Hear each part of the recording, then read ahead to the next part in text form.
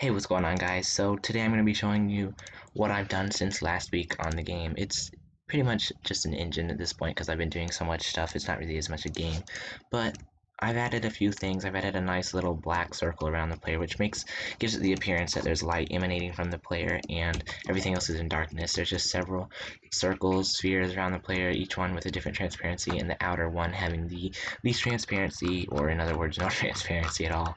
So also what I've done is that the trees do not render unless they are inside the circle, which makes sense because as they're outside, you can't see them, so why render them? Because the game gets really laggy if you render them. So all at the same time.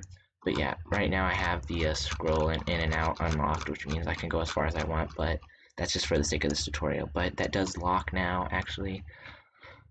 You can only go so far, only about this far. There is a glitch though for some reason. When I go inside the first circle, you can't see the player anymore. He stops rendering. I don't really know why that is. If anyone knows, that would be really nice to know. But yeah, pretty much it's the same kind of thing as I have that locks the up and down. It just keeps it from the zoom distance from the player from going outside the circle. So I have been working a little bit on some like maybe enemies or something, and that tastes the player. That would be nice because then I would be able to like run around and click somewhere and circles would come flying out of the player with some kind of maybe physics engine. I do like Box 2D. I might try using that. But yeah, pretty much I have jumping now, which I don't remember if I had last time or not, but I don't think I did. Also, if you notice, whenever you come to a bigger group of trees or something of that sort, it starts lagging a little bit and the frame rate drops. Here, I'll show you. Down here is the frame rate. When I go away from it, it's roughly 60, but when I come into them, sometimes it drops down, sometimes it does. Oh, now it's at like maybe 43 for a second that you could see.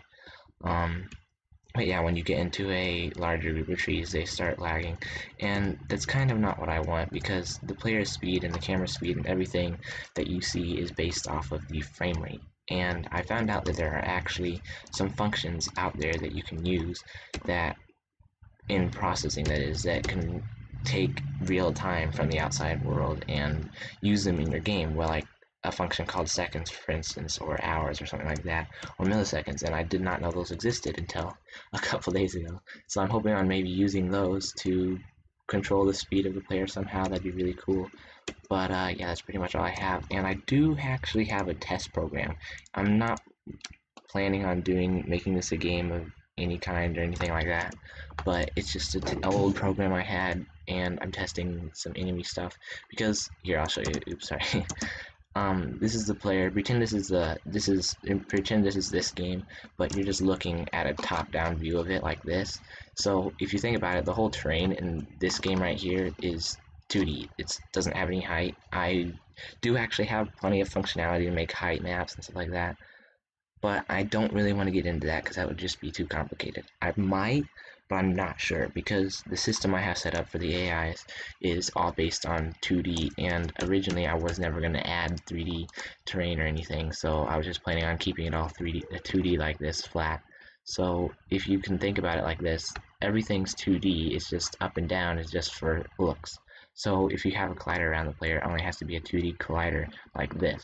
So if I'm looking straight down on him and this guy is this guy, then there would be a 2D collider around it, which means I wouldn't have to focus on like maybe like square box colliders in 3D and stuff like that. I just have two circles, one for the enemy, one for me, and if the distance between them, which is represented by this red line here, gets less than both of the radiuses combined, then they're overlapping, which means they're colliding. So that would be a really nice thing to add for like the enemies, because then you could like say do damage to the player and stuff like that, and down here would change because this is based off of a variable in the player class which is called health, or actually the entity class, sorry. But yeah, that's pretty much all I'm worrying about right now. I'm just testing to see if collisions work right now. I don't have it in this. I'm just setting up all the variables, and I'm going to copy the classes over into Sanchi, which would be really nice because I don't really like doing stuff directly into some of my bigger projects because sometimes you can mess stuff up and everything's ruined. So yeah, but that's pretty much all I have right now. I am planning on maybe adding some custom player skins because when I export the game, it actually all goes into a file. Like for instance, I've already exported one. Wow, there's all this stuff. I've already exported one game over here, which is the other one I was testing with the collisions, but it didn't work, so I had to redo it.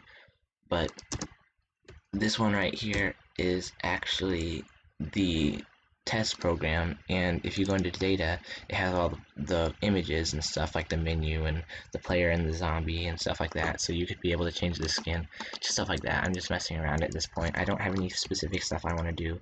And if you guys have watched through this whole time, congrats, because I'm pretty boring. But yeah, if anybody's actually watched to this point, thanks a lot. I really enjoy making these videos. I hope you enjoy watching them, which you probably don't. But maybe one day someone will come back and watch these when I'm famous or something. Yeah, I doubt I'm famous. But anyways, that's about it. I guess I'll just stop now. If you guys enjoyed, you can subscribe, and if you have any comments, put them down below and like the video, I guess. And yeah, that's it. Bye.